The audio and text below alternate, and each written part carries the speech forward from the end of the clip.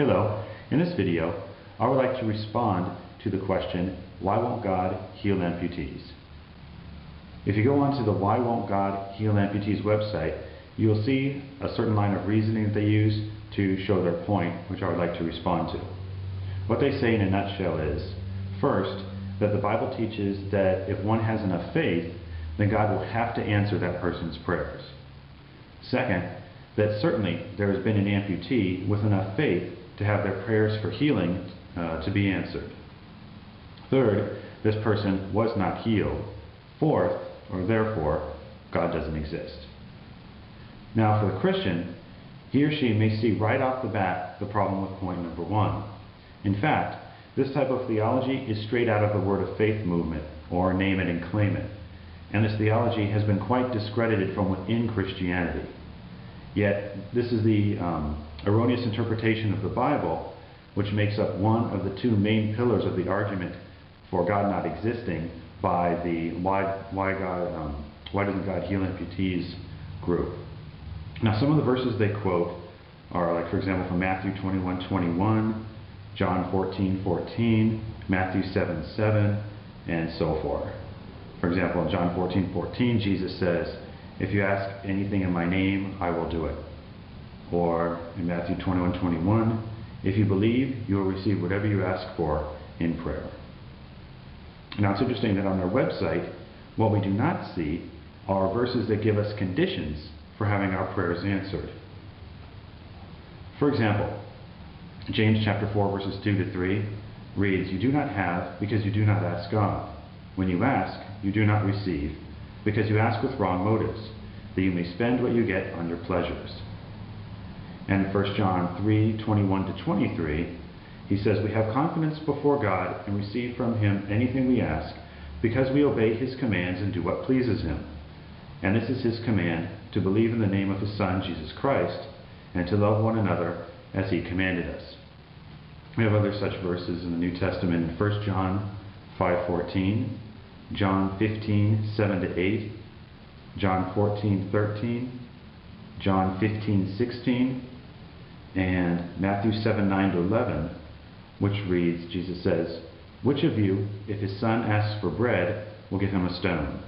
Or if he asks for a fish, will give him a snake? If you then, though you are evil, know how to give good gifts to your children, how much more will your Father in heaven give good gifts to those who ask Him?" This passage in particular shows that God will generally not give us something if He thinks it will harm us, even if we think it is good and we are asking for it from Him in full faith. We need to remember that God is God and He is sovereign. He is not some cosmic vending machine, nor is He a robot. He can choose to say yes to our prayers, no, or wait. We should always pray, "God, your will be done," when we pray to God.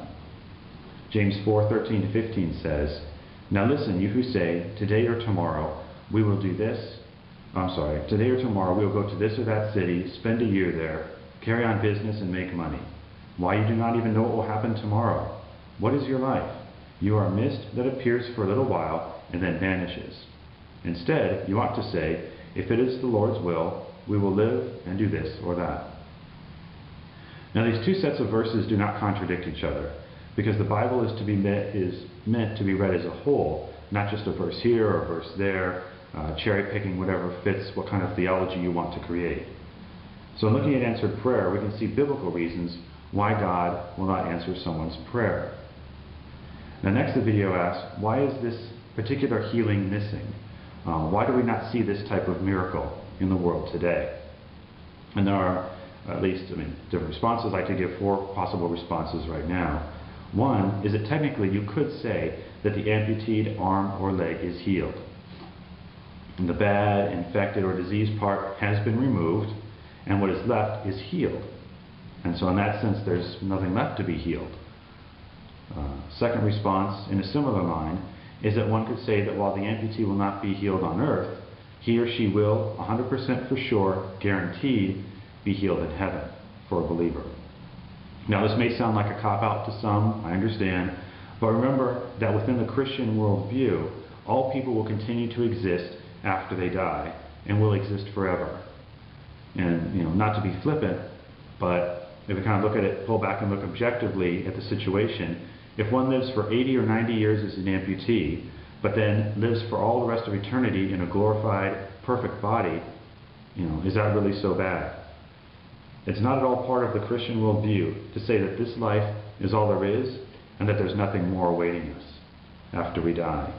No, the Christian looks forward to the hope of being with God forever in heaven, where there'll be no more pain, sickness, disease, or dying, a reality which is just as true as our lives now.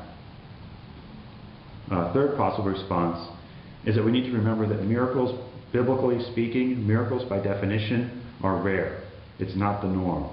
And certainly healing of an amputee would be classified as a miracle. A leg was suddenly to grow or appear, or an arm was suddenly to grow or appear. For example, biblically speaking, how many clear and specific times did Jesus raise people from the dead? 3. How many people have gone to heaven without dying in all of human history? Just 2. And how many times has God created the universe from nothing? Again, biblically speaking, just once. So again, we can see, biblically speaking, miracles by their definition are rare. And also there's a huge difference biblically in God answering prayer, just answering, say, regular prayer, if you will, and performing a miracle as an answer to a prayer. This video, and I believe the website as well, equates God answering prayer and God performing miracles as being on the same level. And biblically, they are not. God can answer millions of prayers each day without performing a single miracle. And fourth, of course, is that theoretically, just because you haven't heard of it, it doesn't mean that it hasn't happened. Just because you haven't heard or have hard evidence of God healing an amputee, it doesn't mean that it hasn't happened. But even if it did, and there was some evidence, would it really cause you to change your mind about God? Or would you think of another excuse, or just simply discredit the evidence? Now, another response is an overall response is to look at the question logically. For example, it at least seems that one logical fallacy that the question breaks, why doesn't God heal amputees, is called the excluded middle or false dichotomy, which is assuming that there are only 2 alternatives to a question or problem, when in fact there are more. In this case, it's assuming that since God has not healed amputees in the Bible or otherwise, God does not answer prayer and therefore doesn't exist. Yet this is faulty reasoning. Now the pattern goes like this. Since God can do something, that means God should do something. And since God should do something, He must do something. But if God doesn't do something that He must do, then He doesn't exist. In this particular example that we're dealing with, it looks like this. Since God can heal amputees, God should heal amputees. And since God should heal amputees, He must heal amputees. And if God doesn't heal any amputees, then He doesn't exist. Yet, hopefully you can see that this is bad logic in and of itself. Just because God can do something, it doesn't mean that He should or must do something. God is a sovereign being. And it also, on top of that, creates a condition for God's existence, which is not biblical. And it's easy to set up a condition for God's existence, and dream up something, and if God doesn't meet the condition, then say He doesn't exist. But that's silly. Frankly, it seems kind of childish, really. In this particular example, it's the condition that if God exists, He must heal amputees. Okay, granted. But this is just one example, and any could be used. Some more intellectual than others.